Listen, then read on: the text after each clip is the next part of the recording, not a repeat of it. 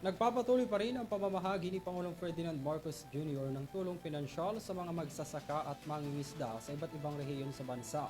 Yan ay bilang bahagi pa rin ng Presidential Assistance for Farmers, Fisher Folks and Families. Para sa detalye ng balita, narito si Stephanie Marquez.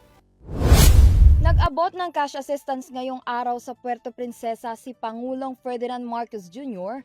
sa mga magsasaka, mangingisda at mga pamilyang nasa programa bilang tulong sa mga Pilipinong naapektuhan ng nagdaang El Nino. Nagpamahagi ang presidente ng 10,000 piso sa mga napiling beneficiaries ng rehiyon, maging ang halos 100 milyong piso sa pamahalaang lungsod ng Puerto Princesa at pamahalaang panlalawigan ng Palawan at Marinduque. Bukod pa roon, namigay rin ang Pangulo ng mga agri-fishery assistance tulad ng mga makinaryang pangsakahan, mga gamit sa pangingisda, seedlings, fertilizers at pinansyal na suporta bilang bahagi ng patuloy na pangako ng Department of Agriculture na pag-ibayuhin pa ang sektor ng agrikultura. Nakalahok rin ang ilang mga ahensya tulad ng Department of Social Welfare and Development, Department of Interior and Local Government, Technical and Education and Skill Development Authority, at maging ng Office of the House Speaker Ferdinand Martin Romualdez bilang pakikiisa sa hangarin ng nasabing kaganapan. Para sa EuroTV News, ako si Stephanie Marquez,